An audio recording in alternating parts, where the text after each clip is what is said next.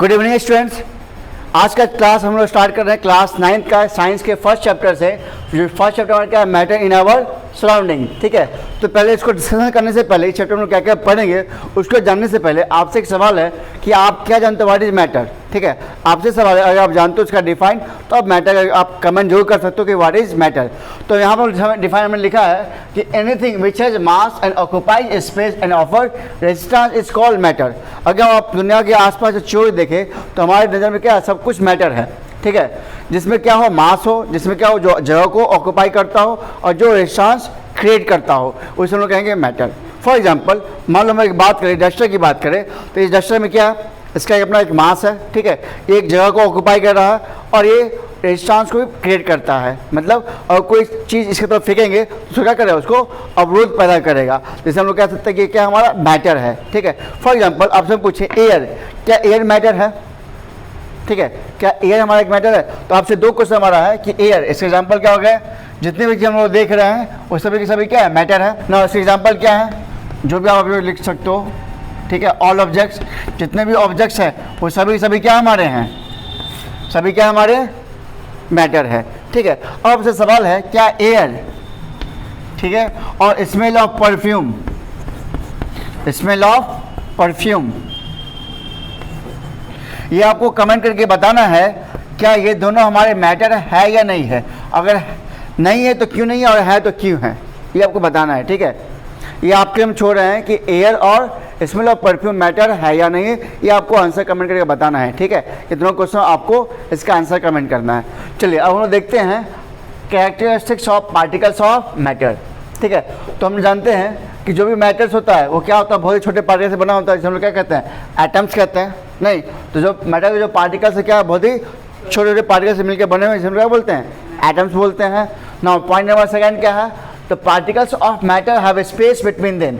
अब जो भी मैटर है उस मैटर के बीच में, पार्टिकल के बीच में क्या होता है, स्पेस होता है। ठीक है, चाहे आप सॉलिड की बात करो, चाहे लिक्विड की बात करो, चाहे आप गैसेस की बात करो, उनमें बीच में क्या होता है, स्पेस होता है। लिक्विड में थोड़ा ज़्यादा होता है एज कंपेरिजन टू सॉलिड, और गैसेस में क्या होता है, लिक्विड्स और सॉलिड से कहीं ज़्यादा होता है गैसेस में। ठीक है, तो उनमें स्पेस होता है। फिर particles of matter are constantly moving, जो भी मैटर के जो पार्टिकल्स है वो हमेशा कंटिन्यूसली मूव करते रहते हैं। फॉर एग्जाम्पल, अगर एग्जाम्पल की हम बात करें, ठीक है, जैसे मान लो एक बकेट है जो पानी से भरा हुआ है, उसमें हम थोड़ा सा अगर हम इंक डाल दें, कोई रंग डाल दें, तो क्या होगा, वो पूरा पानी क्या हो जाएगा, नीला हो जाएगा। तो पूरा पानी नीला क्यों हो गया, क्या हो गया, हाँ, ब्लू कलर क्यों होगा, क्योंकि वाटर के जो पार्टिकल्स है वो कंटिन्यूसली मूव करे, जिसकी वजह से क्या हो, जो वाटर के जो इंक थे वो पूरा उसमें मिक्सअप हो गया। मिक्सअप होने के बाद वाटर का पूरे कलर क्या कर दिया, ब्लू कर दिया। इसलिए इसका मतलब यहाँ पे हो गया कि जो हमारा मैटर्स, जो पार्टिकल जो मैटर है वो हमेशा कंटिन्यूसली मूव करते रहते हैं। और लास्ट पॉइंट है, the particles of matter have attract each other, मतलब उसके बीच में इंटरमोलिकुलर फोर्स ऑफ अट्रैक्शन होता है। किसी भी मैटर के पार्टिकल के बीच में क्या होता है, इंटरमोलिकुलर फोर्स ऑफ अट्रैक्शन होता है। सबसे ज़्यादा होता है सॉलिड में, उससे कम होता है लिक्विड में, उससे सबसे कम होता है गैसियस में। ठीक है, तो ये थे हमारे characteristics of particles of matter. ठीक है, तो आपको मैंने बताया कि मैटर क्या होता है, ऐसा कोई भी सब्सटेंस या ऐसा कोई भी ऑब्जेक्ट जिसमें क्या हो, जिसमें मास हो, जो जगह को छेकता हो, और रेजिस्टेंस, ऐसा कोई भी ऑब्जेक्ट जो जिसमें मास हो, जो जगह को छेकता हो और जो रेजिस्टेंस क्रिएट करता हो, उसे हम मैटर कहते हैं। हमने मैटर का पढ़ लिया कैरेक्टरिस्टिक्स, क्या क्या होता है कैरेक्टरिस्टिक्स। हमने बताया कि मैटर के जो पार्टिकल्स है काफ़ी छोटे छोटे पार्टिकल्स से मिलकर बने होते हैं, जिसे हम लोग एटम्स कहते हैं। जो भी मैटर आप देख रहे हो, जो भी ऑब्जेक्ट देख रहे हो, कुछ छोटे छोटे पार्टिकल्स से मिलकर बने होते हैं, जिसे हम क्या बोलते हैं, एटम्स बोलते हैं। ठीक है, उसके हमने बताया आपको कि जो पार्टिकल्स ऑफ मैटर है वो हमेशा कंटिन्यूसली मूव करते रहते हैं, हमेशा कभी वो स्थिर नहीं रहता है। फॉर एग्जाम्पल हमने बताया कि मान लो एक वाटर ड्रॉप, एक वाटर बॉटल है, उसमें उन्हें क्या मिला, 2 बूंद इंक मिला दिया। जैसे मैंने मिलाया वो पानी पूरे से क्या हो गया, नीला हो गया, उसका कलर ब्लू हो गया। तो ब्लू इसलिए हो गया क्योंकि वाटर के पार्टिकल्स कॉन्शियसली मूव करते रहते हैं, इस वजह से क्या उसका कलर ब्लूइश हो गया। ठीक है, फिर मैंने बताया कि जो particles of matter have space between them, जो भी मैटर के जो पार्टिकल्स है उसके बीच में क्या होता है, स्पेस होता है। जैसे कि सॉलिड उसमें स्पेस बहुत कम होता है, लिक्विड उसमें स्पेस ज़्यादा होता है, और गैस में सबसे ज़्यादा स्पेस होता है। इसलिए कोई भी जो भी मैटर है उसके पार्टिकल के बीच में क्या होता है, स्पेस होता है, ठीक है। और हमने बताया लास्ट पॉइंट, ये पार्टिकल्स ऑफ मैटर जो होते हैं वो एक दूसरे को क्या करते हैं, अट्रैक्ट करते हैं। जो भी मैटर के जो पार्टिकल्स हैं, चाहे सॉलिड के हो, चाहे लिक्विड के हो, चाहे गैसेस के हो, उस सब के बीच में क्या होता है, फोर्स ऑफ अट्रैक्शन होता है। जैसे सॉलिड उसमें क्या होता है, पार्टिकल के बीच में फोर्स ऑफ अट्रैक्शन बहुत ज़्यादा होता है, लिक्विड में फोर्स ऑफ अट्रैक्शन थोड़ा कम होता है, और गैसेस में फोर्स ऑफ अट्रैक्शन बहुत कम होता है, क्योंकि उसके पार्टिकल्स दूर दूर पे होते हैं, ठीक है। तो ये ज़्यादा characteristics of the particles of matter. अब हम देखते हैं नेक्स्ट टॉपिक्स। देखिए बच्चे, अब नेक्स्ट टॉपिक हमारा क्या है, classification of matter as solid, liquid and gas. तो जो भी मैटर हमारा है फिजिकल स्टेट के आधार पे इसको 3 से बांटा गया, सॉलिड, लिक्विड और गैस के आधार पे, ठीक है। तो जिसमें हम लोग फर्स्ट पढ़ रहे हैं किसके बारे में, प्रॉपर्टी ऑफ सॉलिड। तो जस्ट मान लो हमारा क्या है, चॉक एक सॉलिड है, ठीक है। सॉलिड क्या होता है, जिसके हमने प्रॉपर्टी डिस्कस कर, इसको जानते हैं इसको क्या होता है। तो फर्स्ट प्रॉपर्टी में डिस्कस करते हैं प्रॉपर्टी ऑफ सॉलिड में। फर्स्ट पॉइंट लिखा हुआ है कि solids have a fix shape and fixed volume. मान लो अगर हम बात करें इस पेन की बात करें, तो ये पेन हमारा क्या एक सॉलिड है, नहीं तो इस सॉलिड में क्या होता है, इसका फिक्स वॉल्यूम होगा और फिक्स शेप होगा। तो फिक्स शेप और फिक्स वॉल्यूम होता है किसके अंदर, सॉलिड के अंदर। वही पॉइंट फर्स्ट लिखा हुआ है कि solids have a fix shape and fixed volume. Fix shape समझते हो, तो इसका शेप कैसा है, सिलेंड्रिकल शेप है, इसका शेप कैसा है, फिक्स्ड है। और वॉल्यूम, इसका जो वॉल्यूम है, जितना साइज है वो भी क्या है, फिक्स्ड है, इसमें कोई भी चेंजिंग नहीं है, कोई भी समय के साथ इसमें कोई बदलाव नहीं आएगा।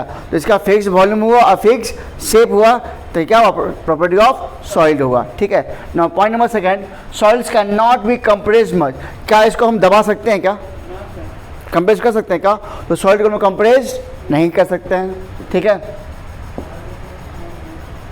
Solids have high density.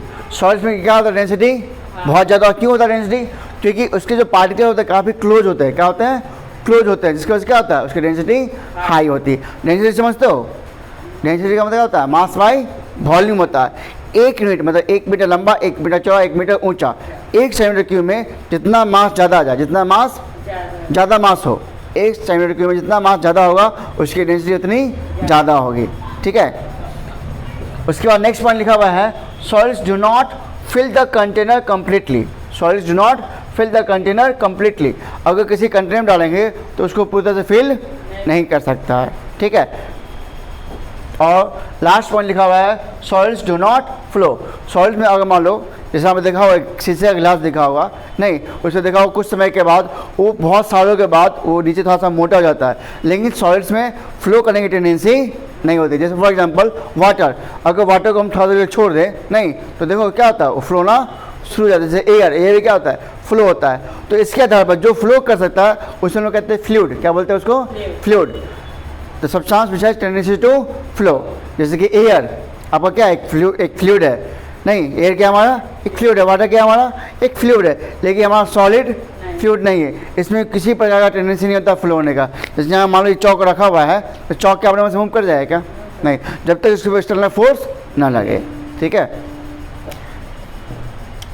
तो ये हो गया हमारी प्रॉपर्टी ऑफ सॉलिड, समझ गए अच्छे से। तो फर्स्ट पॉइंट हमने क्या बताया कि सॉलिड्स का वॉल्यूम क्या होता है, फिक्स होता है, और शेप भी क्या होता है, फिक्स होता है, उसमें कोई चेंजिंग नहीं आता है। सॉलिड्स को लोग ज़्यादा कंप्रेस नहीं कर सकते हैं, मतलब उसको दबा नहीं सकते हैं, ठीक है। उसके बाद सॉलिड्स का डेंसिटी क्या होता है, हाई होता है। डेंसिटी हाई इसलिए होता है क्योंकि उसके बीच के मॉलिक्यूल्स क्या होता है, पार्टिकल्स काफ़ी क्लोज होते हैं, इससे उसकी डेंसिटी हाई होती है। Solids do not fill the container completely. कोई भी जैसे कंटेनर है, नहीं उसको पूरे से फिल नहीं कर सकता। और last point, solid do not flow. Solids flow नहीं कर सकते, उसमें टेंडेंसी फ्लो होने की नहीं होती। जैसे एग्जांपल में आपका एयर और वाटर, वो क्या, वो फ्लो कर सकता है। जो चीज़ फ्लो कर सकता है उसे हम लोग क्या बोलते हैं, फ्लूइड बोलते हैं, ठीक है। और जो फ्लो नहीं कर सकता उसे हम लोग बोलते हैं रिजिड। क्या बोलेंगे इसको, रिजिड। तो solids are rigid, solids are, तो ये भी हम लिख सकते हैं प्रॉपर्टी में, सॉलिड्स आर रिजिड। तो लिख लो। थैंक यू बाबू, थैंक यू बाबू। चलिए, तो अब नेक्स्ट टॉपिक हमारे क्या है, प्रॉपर्टी ऑफ लिक्विड के बारे में पढ़ेंगे। तो जस्ट थोड़ा सा डिफरेंसेस है सॉलिड के कंपेरिजन में। तो लिक्विड में क्या होता है, उसका फिक्स वॉल्यूम होता है लेकिन इसका शेप फिक्स नहीं होता है। फॉर एग्जांपल यदि किसी लिक्विड को किसी भी कंटेनर में डालेंगे वो उसकी आकार ले लेता है, ठीक है, इससे उसका शेप फिक्स नहीं होता, लेकिन उसका वॉल्यूम क्या होगा, वो फिक्स रहेगा। उसकी जो वॉल्यूम होगी वो उतना ही रहेगा। मान लो एक गिलास वाटर हमारा है, उसको हम लोग एक बॉल में डाल दें, उसका वॉल्यूम क्या रहेगा, सेम रहेगा, लेकिन उसका शेप फिक्स नहीं रहेगा, ठीक है। उसका पॉइंट नंबर 2 लिखा हुआ है, like solid liquids can not be compressed much. इसको भी लिक्विड को भी हम लोग कंप्रेस ज़्यादा नहीं कर सकते हैं, ठीक है, क्योंकि इसमें ज़्यादा स्पेस नहीं होता है। और liquids are less dense than solid. Solid की तुलना में इसमें ये डेंस कम होगा, लेस डेंस होगा, क्योंकि इसके बीच में स्पेस थोड़ा ज़्यादा होता है उसके कंपेरिजन में। और पॉइंट नंबर 4 लिखा हुआ है, liquids do not fill their container completely. अगर किसी कंटेनर में लिक्विड को डालते हैं तो भी कंटेनर को फिलअप नहीं करता कम्प्लीटली, ठीक है। और लास्ट पॉइंट लिखा हुआ है कि liquid generally flow easily. Liquid जो हमारा अभी जस्ट मैं बताया था, जैसे एयर और वाटर, वो इजिली फ्लो कर सकता है, इसे हम लोग बोलते हैं फ्लूइड्स बोलते हैं। लेकिन सॉलिड हमारा क्या होता है, वो फ्लो नहीं कर सकता है, इससे हम लोग बोलते हैं रिजिड्स। तो यहाँ लिखा हुआ है point number last, liquid generally flow, that's why it is called fluids, ठीक है। तो लिख सकते हैं लिक्विड्स आर कॉल्ड फ्लूइड्स, ठीक है। अब हम लोग देखते हैं next point, property of gaseous.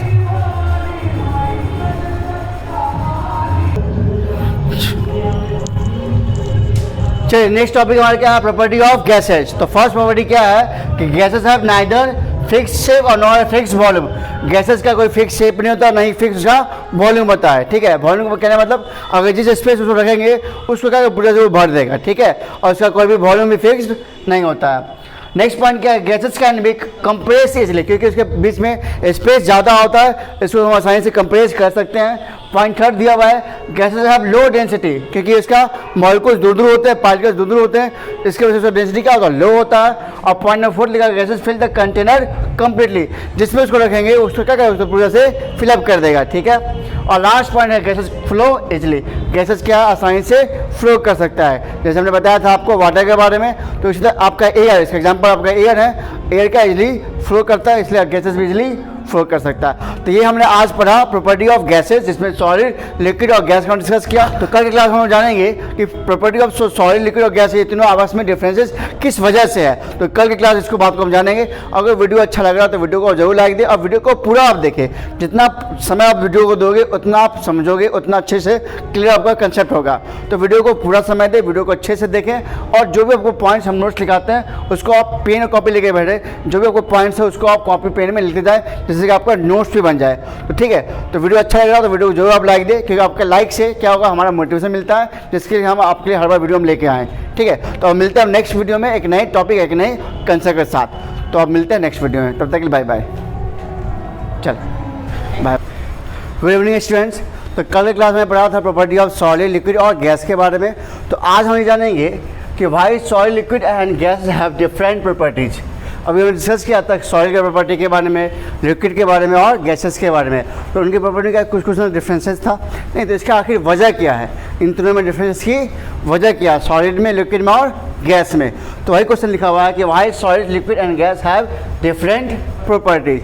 तो फर्स्ट रीजन क्या है, आपने देखा होगा, चाहे सॉलिड आपने पढ़ा, लिक्विड पढ़ा, आपने गैसेस पढ़ा, तो तीनों में क्या था, स्पेस सबका क्या था, उनके मॉलिक्यूल के बीच का स्पेस क्या था, सबका अलग अलग था। नहीं, जैसे सॉइल में स्पेस क्या सबसे कम है, लिक्विड में थोड़ा सा सबसे ज़्यादा है, और गैसेस में मॉलिक्यूल सबसे दूर दूर पे रहते हैं। तो उनके पहला प्रॉब्लम क्या है, पहला जो हमने देखा डिफरेंट प्रॉपर्टी, फर्स्ट क्या हमने देखा कि उनके बीच का जो स्पेस है वो क्या है, अलग अलग है। तो स्पेस बिटवीन द पार्टिकल्स, ठीक है ना। पॉइंट नंबर 2 है, हमने देखा कि सॉइल में फोर्स ऑफ अट्रैक्शन क्या होता है, ज़्यादा होता है, क्योंकि इसके मॉलिक्यूल्स काफ़ी करीब होते हैं। लिक्विड में फोर्स ऑफ अट्रैक्शन थोड़ा कम होता है और गैसेस में सबसे कम होता है, ठीक है। तो सेकंड क्या हो गया, दूसरा क्या हो गया, force of attraction between the particles, ठीक है। और तीसरा क्या है, the amount of movement of particle. जैसे सॉइल में पार्टिकल्स का मूवमेंट क्या बहुत ही कम है, क्योंकि मॉलिक्यूल्स क्या काफ़ी क्लोजली पैक होते हैं, उसमें पार्टिकल का मूवमेंट इजीली नहीं होता है। लिक्विड में क्या है, उसमें थोड़ा सा स्पेस है तो लिक्विड मूव करते हैं नहीं, और गैसेस के मॉलिक्यूल्स क्या होता है, इसमें स्पेस बहुत ज़्यादा होता है तो आसानी से मूव करते हैं। तो वही तीसरा पॉइंट लिखा होता है, amount of movement of particles, या उसे कह सकते हैं kinetic energy of the particles. तो सबसे ज़्यादा काइनेटिक एनर्जी किस में होगा, गैसेस में होगा, उससे कम लिक्विड में होगा, सबसे कम सॉलिड में होगा। तो ये 3 रीजन हैं जिसके वजह से सॉलिड, लिक्विड और गैस के प्रॉपर्टी में क्या होता है, अंतर होता है। तो फर्स्ट रीजन समझ गए, उसके बीच का space between the particles, second का है फोर्स ऑफ अट्रैक्शन और थर्ड का amount of movement of the particles. ठीक है, अब समझते हैं हम लोग नेक्स्ट टॉपिक। देखिए बच्चे, अब नेक्स्ट टॉपिक हमारा है डिफ्यूजन। ठीक है, तो आगे बढ़ने से पहले हम लोग जानते हैं कि डिफ्यूजन क्या होता है उसके, ठीक है, और ये किस किस फैक्टर पे डिपेंड करता है, और फिर हम देखेंगे डिफ्यूजन इन सॉलिड, लिक्विड और गैसेस में देखेंगे। तो जानते हैं डिफ्यूजन डिफाइन क्या होता है। तो डिफ्यूजन का मतलब होता है कि mixing of one substance into another substance and spread out. Mixing of one substance into another substance and spread out is known as diffusion. तो वहीं लिखा हुआ है the mixing of one substance into another substance.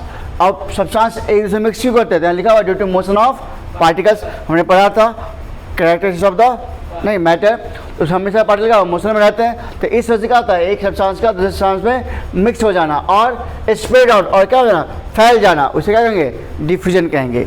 ठीक है, आगे जाने से पहले इसका जानते कुछ इंपॉर्टेंट पॉइंट। जो हमारा डिफ्यूजन है वो डिपेंड करता है रेट ऑफ टेम्परेचर के ऊपर। किसके ऊपर डिपेंड करता है, अच्छा पहले समझ, इसका एग्जांपल समझ लेते हैं डिफ्यूजन होता है क्या है। अभी हम जैसे इसका डिफाइन मैंने पढ़ा कि एक सब्सटेंस का दूसरे सब्सटेंस से मिलना और उसका फैल जाना, कि क्या कहलाता है हमारा, डिफ्यूजन। एक सबसे एग्जांपल देखते हैं। जैसे फॉर एग्जांपल, जैसे हमने देखा होगा घर में मान लो मम्मी खाना बनाती है, नहीं अच्छा कोई खाना बना रही है, आप किसी रूम में पढ़ाई कर रहे हो, तो क्या होता है, उसका स्मेल आपके नाक तक पहुँच जाता है। तो क्या हुआ कि उसका जो स्मेल था, जो फूड का जो स्मेल है, वो क्या हुआ, हवा के साथ मिक्स हुआ, उसमें डिफ्यूज हुआ और वो एयर के थ्रू का वो आपके नाक तक पहुंचा। तो इसका मतलब क्या, उसका जो स्मेल हुआ वो हवा में मिक्स हो गया, जिसे क्या कहेंगे, डिफ्यूजन कहेंगे। मान लो आप घर में अगरबत्ती जलाते हो, नहीं तो अगरबत्ती का जो फ्रेगरेंस है, जिसे कहते हैं इंसेंस स्टिक, उसका जो फ्रेगरेंस है वो भी क्या होता है, हवा में मिक्स होता है और वो फैल जाता है। क्लियर है। फिर आप देखो परफ्यूम देख लो, परफ्यूम का भी क्या होता है, स्मेल, वो हवा में फैल जाता है, तो वो भी क्या है, डिफ्यूजन का एग्जाम्पल हुआ। नहीं तो जो डिफ्यूजन है किसका है, गैसेस क्या है, डिफ्यूजन ऑफ गैसेस, क्योंकि वो भी जब देख रहे हो वो भी क्या है, गैस है, वो भी क्या लिक्विड में एयर में मिक्स हो रहा है, तो इसको डिफ्यूजन ऑफ गैसेस। ठीक है, अच्छा अब है कि इसका जो है रेट ऑफ डिफ्यूजन वो डिपेंड करता है किसके ऊपर, टेम्परेचर के ऊपर। अब टेम्परेचर में क्या होता है, जब हम लोग टेम्परेचर को राइज करते हैं तो उसके मॉलिक्यूल्स का काइनेटिक एनर्जी बढ़ जाएगा, मॉलिक्यूल्स का काइनेटिक एनर्जी बढ़ेगा, और काइनेटिक एनर्जी बढ़ेगा तो रेट ऑफ डिफ्यूजन भी फास्टर हो जाएगा। ठीक है, और तुमने यहाँ पे लिखा हुआ है कि डिफ्यूजन सबसे फास्टर किस में होता है, गैसेस में होता है। ठीक है, दूसरा सबसे स्लोएस्ट किस में है, सॉलिड में है, और लिक्विड में क्या होगा, सॉलिड गैसेस से थोड़ा कम होगा। क्लियर है। चलिए बच्चे, तो हम अभी जस्ट पढ़ा डिफ्यूजन के बारे में, डिफ्यूजन क्या होता है। ठीक है, उसके मैंने देखा कि डिफ्यूजन किस फैक्टर पे डिपेंड करता है, और डिफ्यूजन सबसे फास्ट किस में होता है, गैसेस में, और सबसे स्लोएस्ट सॉइल में होता है। तो अब हम जानते हैं एक एक करके diffusion in gases, diffusion in liquid और डिफ्यूजन इन सॉलिड। इसके आपको एग्जांपल बता रहे। ठीक है, तो फर्स्ट क्या हमारा डिफ्यूजन इन गैसेज। अभी जैसे हमने इसके बारे में आपको बताया था, जैसे कि घर के अंदर हम कोई भी खाना बनाते हैं, कोई भी अच्छा खाना जो टेस्टी खाना हो, जो आपको फेवरेट फूड होता है, उसका स्मेल क्या होता है, तो वो हवा के साथ क्या मिक्स होता है, और मिक्स होने के बाद वो आपके नोज तक पहुंच जाता है। Mixture of one substance into another substance is called diffusion. तो यहाँ पे क्या हो रहा है कि एक सब्सटेंस का दूसरे सब्सटेंस में मिक्स हो रहा है, और यहाँ पे क्या हो रहा है, वो फैल रहा है, इसे कहेंगे डिफ्यूजन। ठीक है, तो यहाँ पे जो स्मेल जो फूड का जो स्मेल हो, क्या हमारे गैसेस है, वो क्या हमारा एक गैसियस सब्सटेंस है। तो गैसियस सब्सटेंस का एयर में मिक्स हुआ, और एयर जो मिक्स होने के बाद वो फैल गया, इसे कहेंगे डिफ्यूजन इन गैसियस। ठीक है, सेकंड एग्जांपल आपका है परफ्यूम। सेकंड एग्जांपल क्या हमारा, स्मेल ऑफ परफ्यूम। वो भी क्या होता है, उसके जो वेपर होते हैं वो हवा में मिक्स हो जाते हैं, और मिक्स होने के बाद वो फैल जाते हैं। तो ये भी एग्जांपल किसका हो गया, डिफ्यूजन इन गैसेज। फिर आप देखो घर के अंदर हम लोग जलाते हैं अगरबत्ती, तो उसके भी क्या होता है, उसका जो फ्रेगरेंस होता है वो एयर के साथ मिक्स होता है, मिक्स होने के बाद वो फैल जाता है। नहीं आप देखते हो रूम के हर एक रूम में क्या स्मेल आने लगता है। तो ये हो गया डिफ्यूजन इन गैसेज। तो हमने क्या क्या बताया डिफ्यूजन गैसेज का, पहले हमने बताया जैसे घर में कोई भी खाना बनता है, नहीं कोई भी ऐसा खाना जिसका स्वादिष्ट भोजन होता है, उसका क्या होता है, इसका स्मेल हवा में मिक्स होता है, और मिक्स होने के बाद वो फैल जाता है, या आप किसी दूसरे रूम में बैठे हुए हो उसका स्मेल आपके नाक तक पहुंच जाता है। तो एक बार डिफ्यूजन गैसेज। फिर इसका दूसरा एग्जाम्पल मैंने बताया, जैसे हम लोग घर में यूज, अगर मान लो आप परफ्यूम यूज करते हो, तो क्या होता है, उस परफ्यूम का स्मेल क्या होता है, पूरे रूम में फैल जाता है, क्योंकि जो परफ्यूम का स्मेल होता है वो हवा के साथ मिक्स होता है और वो फैलने लगता है। ठीक है, और तीसरा एग्जाम्पल मैंने बताया, अगर घर में अगरबत्ती का यूज करते हैं तो भी क्या, तो हवा के साथ उसमें मिक्स होता है उसका फ्रेगरेंस और वो भी फैल जाता है। तो ये हो गया डिफ्यूजन इन गैसेज। और डिफ्यूजन इन गैसेज होता है सबसे फास्टर होता है, क्यों? क्योंकि इसके जो मॉलिक्यूल होते हैं उसका काइनेटिक एनर्जी ज़्यादा होता है, इसलिए जिसकी काइनेटिक एनर्जी ज़्यादा होगा वो जल्दी डिफ्यूज होगा। क्लियर यहाँ तक? ठीक है, इसलिए यहाँ पे इस पर डिफ्यूजन सबसे फास्टर होता है। Next example diffusion in liquid. ठीक है, जैसे फॉर एग्जाम्पल जैसे पोटासियम परमानेंट KMnO4, इसका कलर होता है पर्पल। क्या होता है कलर? पर्पल। जब इसको हम वाटर में मिक्स करते हैं तो धीरे धीरे क्या होता है, वाटर में वो मिलना शुरू हो जाता है। तो पोटासियम परमानेंट वाटर में क्या होगा, डिफ्यूज होना शुरू हो जाता है और धीरे धीरे क्या उसका कलर पर्पल हो जाता है। तो ये भी क्या है, डिफ्यूजन इन लिक्विड है। ठीक है, मान लो कॉपर सल्फेट, उसका कलर क्या होता है? इसका कलर होता है ब्लू। याद रखना कलर दोनों का। इसका कलर क्या होता है? पर्पल। इसका कलर क्या होता है? ब्लू होता है। जब इसको वाटर डालेंगे तो धीरे धीरे क्या होगा, वो कॉपर सल्फेट वाटर में मिक्स होगा और धीरे से कलर क्या जाएगा, ब्लू हो जाएगा। क्लियर है? तो ये भी क्या है, डिफ्यूजन इन लिक्विड है। ठीक है ना। नेक्स्ट क्या है हमारा, डिफ्यूजन इन सॉलिड्स। सॉलिड्स में क्या होता है कि डिफ्यूजन होता है लेकिन हमें मालूम नहीं चलता है। इसका डिफ्यूजन बहुत बहुत स्लो होता है, जो हमें फील नहीं होता है। जैसे फॉर एग्जांपल आपने देखा होगा, एक एग्जांपल बताते हैं। जैसे मान लो चौक इस बोर्ड पे अभी लिखा हुआ, जो भी लिखा हुआ है इसको हम छोड़ दें 10 मंथ या 1 मंथ के लिए, नहीं, और उसके बाद इसको हम रब करेंगे, मिटाने की कोशिश करेंगे, ये मिटेगा नहीं, जल्दी नहीं मिटेगा। ऐसा क्यों? क्योंकि क्या हुआ, इसके जो पार्टिकल्स, सॉलिड जो पार्टिकल्स है वो क्या हुआ, चौक में एक तरह से क्या हो गया, डिफ्यूज हो गया। क्या हो गया? डिफ्यूज। लेकिन इसका डिफ्यूजन क्या होता है, बहुत ही स्लो होता है। ठीक है, एक और एग्जाम्पल लेते हैं। जैसे आपने देखा होगा क्या कहते हैं, यदि एक मेटल को दूसरे मेटल के साथ हम कुछ साल के लिए छोड़ दें, एक मेटल को दूसरे मेटल के साथ कुछ साल के लिए छोड़ दे, तो देखेंगे कि एक मेटल दूसरे मेटल क्या हो गया, डिफ्यूज हो गया है। तो ये सब एग्जाम्पल किसके हैं, डिफ्यूजन इन सॉलिड्स के हैं। लेकिन डिफ्यूजन इन सॉलिड क्या होता है, बहुत ही स्लो होता है, जो कि इंसान को फील नहीं होता या इंसान को वो दिखता नहीं है। जबकि इसमें भी होता है। जैसे एग्जाम्पल दिया कि अगर हम एक बोर्ड पे अगर हम चौक से लिखे उसको कुछ समय के लिए छोड़ दें, तो उसके बाद अगर हम बोर्ड को मिटाने की कोशिश करते हैं तो जल्दी नहीं मिटेगा। जल्दी इसलिए नहीं मिटेगा क्योंकि वो जो चौक है वो क्या हुआ, इसके अंदर डिफ्यूज हो गया। ठीक है, इससे जल्दी नहीं मिटता है वो।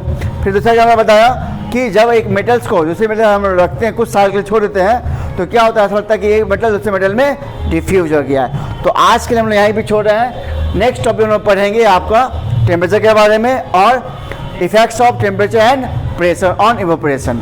ठीक है, तो हम लोग कल की क्लास में पढ़ेंगे। वीडियो अच्छा लग रहा है तो वीडियो को आप जरूर लाइक दें और वीडियो को आप पूरा देखें। जितना वीडियो को समय देंगे उतना आपको समझ में आएगा। ठीक है, आधा अधूरा आप देखेंगे तो आधा अधूरा आपको कभी भी ज्ञान नहीं मिलने वाला है। ठीक है, नीम हकीम खतरे जान, आधा अधूरा ज्ञान हमेशा आपके कोई भी काम में नहीं आने वाला है। इसलिए वीडियो को आप जब भी देखते हैं तो वीडियो को पूरा देखने की कोशिश करें, जिससे कि आपको हर एक टॉपिक अच्छे समझ में आए। क्योंकि इस चैनल पे हम एक एक टॉपिक को डिटेलिंग में विथ एग्जांपल्स आपको क्लियर करते हैं, एक कंसेप्ट के साथ आपको समझाने की कोशिश करते हैं और पूरी एनर्जी से आपको पढ़ाते हैं। तो अगर वीडियो अच्छा लगता है तो आप जरूर लाइक दें, क्योंकि आपके लाइक देने से मेरा हौसला बढ़ता है और आपके लिए वीडियो लाने का हर बार हम कोशिश करते हैं। तो आप चाहते हैं कि हम वीडियो हमेशा इस प्लेटफॉर्म पर हम डालते रहें, तो वीडियो आप जरूर लाइक दें, क्योंकि आपके लाइक देने से मेरा हिम्मत बढ़ेगा। ठीक है, और आपके लिए वीडियो हमेशा हम लाते रहेंगे। तो जरूर लाइक दें, वीडियो को जरूर लाइक कर दें। ठीक है, तो नेक्स्ट क्लास में लोग पढ़ेंगे अब टेम्परेचर के बारे में, उसके देखेंगे क्या क्या उसके टाइप्स होते हैं। मिलते हैं हम लोग नेक्स्ट वीडियो में, तब तक के लिए बाय बाय।